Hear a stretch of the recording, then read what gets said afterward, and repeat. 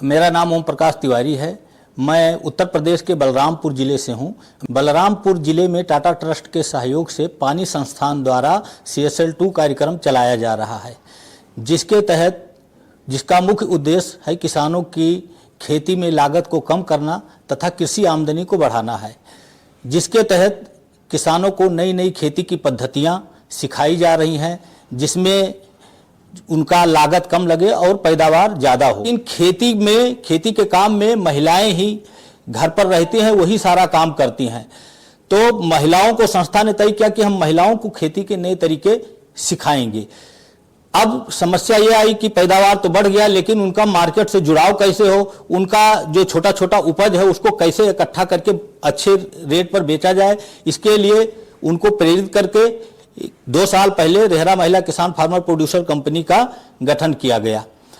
साथ साथ में किसानों को नए नए खेती के तरीके, उनको मशीन की सुविधाएं जो रेहरा महिला किसान उत्पादक कंपनी है उसके द्वारा उपलब्ध कराई गई, और खास करके जो ऑर्गेनिक खेती के बारे में महिलाओं को जानकारी दिया जा रहा है, जिसमें मुख्य रूप से उनको बताया जा रहा है कि जिनके पास पशु है वो वर्मी कंपोस्ट बनाएं, जीवा अमृत का अधिक से अधिक प्रयोग करें, नाडे फीड बनाएं। खेती में ये देखा जा रहा था कि शुगर केन बाहुल एरिया है हमारा, जिसमें लोग गन्ने की खेती करते थे और उसकी पत्तियों को जला देते थे। तो महिलाओं को महिला किसान संगठन, चूंकि गांव में महिला किसान संगठन बनाया गया है, उसमें हर संगठन में 15 से 20 महिलाएं जुड़ी हुई हैं, जिनको प्रशिक्षित किया जा रहा है, बताया जा रहा है कि आप जो है गन्ने की पत्तियों को मत जलाएं। उससे जो है अगर आप पत्तियों को बिछाएंगे तो उससे एक तो पानी की बचत होगी आपकी खेती में, जहां गन्ने में 4-5 पानी लगता है उसमें 1-2 पानी की कमी आएगी। इसके साथ साथ में जो है आपका जो है मृदा स्वास्थ्य सही रहेगा। इसके लिए हम लोगों ने साफसली खेती को प्रमोट किया कि एक फसल के साथ में दूसरी फसल लगाएं, उसी पानी उसी खाद में एक फसल के साथ दूसरी फसल का उत्पादन करें। तो एक तो पानी की बर्बादी, दूसरा मिट्टी के स्वास्थ्य के लिए ऑर्गेनिक खाद का प्रयोग, ढैंचा का प्रयोग और मल्चिंग, गर्मियों में पत्तियों को बिछा देना, जो भी बायोमास है उसको मिट्टी में मिला देना, साफसली खेती को बढ़ावा देना। हमारा क्षेत्र गन्ना बाहुल क्षेत्र है और गन्ने की खेती लोग अमूमन गन्ने की खेती खाली करते थे, लेकिन हम लोगों ने प्रेरित करके शुगर केन में मूंगफली कराना शुरू कर दिया कि मूंगफली लगाइए। अभी अक्टूबर-नवंबर में किसानों को प्रेरित करके गन्ने के साथ में आलू की खेती को बढ़ावा दिया जा रहा है। तो उससे 2 फायदे हुए, एक तो जो गन्ने में लागत लगता था वो बच गया किसान का, और एक एडिशनल क्रॉप, उसमें एक अतिरिक्त फसल का उत्पादन किसानों का हो गया। उसमें एक तो जो है उनका उपज बढ़िया हुआ और कीट प्रबंधन की बहुत कम आवश्यकता हुई। रासायनिक दवाओं का ना के बराबर प्रयोग किया गया, क्योंकि ऑर्गेनिक खेती अगर नहीं करेंगे तो लगातार तमाम तरह की बीमारियां जो समाज में फैल रही हैं, एक से एक जहरीली दवाएं लोग डाल रहे हैं, जो हमारे शरीर पे प्रतिकूल प्रभाव डाल रहा है। इसके लिए हमारे जो है FPO में जितने शेयर होल्डर, जब उनकी मीटिंग होती है या AGM की मीटिंग होती है, उसमें हम लोग बताते हैं और ऐसे ऐसे किसानों की पहचान करते हैं कि हाँ भाई कौन जैविक तरीके से, ऑर्गेनिक तरीके से खेती कर रहा है, और जो खेती कर रहा है उसको अन्य लोगों को ले जाकर के एक्सपोजर कराना, क्योंकि क्षेत्र भ्रमण कराना एक महत्वपूर्ण कार्य है।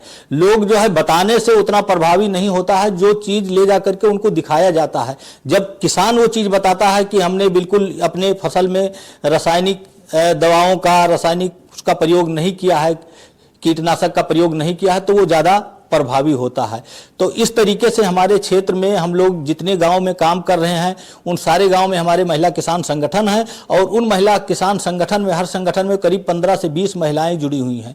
और आज इस समय स्थिति यह है कि महिलाओं जिनकी कोई पहचान नहीं थी कि खेती में महिला काम करती हैं, आज उन महिलाओं का नाम पेपर में निकलता है कि फला महिला ने खेती से इतना रुपया कमाया।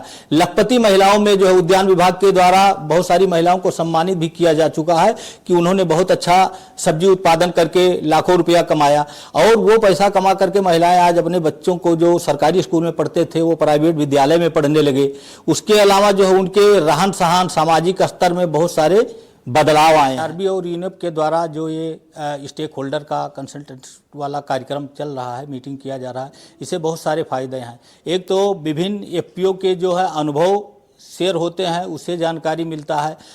दूसरा जो है, जो मीटिंग में आज हम लोग आए उसमें एग्रो फॉरेस्ट्री के ऊपर, उसके द्वारा सस्टेनेबल एग्रीकल्चर के ऊपर बहुत सारे साइंटिस्ट और जो पैनलिस्ट थे जिन्होंने जानकारी दिया, वो हमारे लिए बहुत ही लाभदायक रहा। इसको ले जा करके हम अपने एफपीओ में जो हमारे संगठन में महिलाएं जुड़ी हुई हैं, जो एफपीओ के मेंबर हैं, उनको भी जा करके हम लोग जानकारी दे सकते हैं। और अभी तक हमारा मुख्य फोकस केवल जो है हम लोग कृषि उपज बढ़ाने के ऊपर था। एग्रो फॉरेस्ट्री को भी हम अपने क्षेत्र में इसका भी स्कोप देख सकते हैं, जो आज हम लोगों को मीटिंग के द्वारा पता चला, उसको हम लोग एग्रो फॉरेस्ट्री को कैसे बढ़ावा दे सकते हैं, ये मैं जा करके अपने समुदाय में, अपने संगठन में इसको चर्चा करूँगा। और इस तरीके से का जो है वर्कशॉप नियमित रूप से होते रहना चाहिए, जिससे जो है विभिन्न एफपीओ के या जो सरकारी क्षेत्र के संबंधित अधिकारी हैं उनके विचारों से जानकारी मिले। सरकार के विभिन्न जो है एग्रो फॉरेस्ट्री और ऑर्गेनिक खेती के ऊपर क्या क्या नीतियां हैं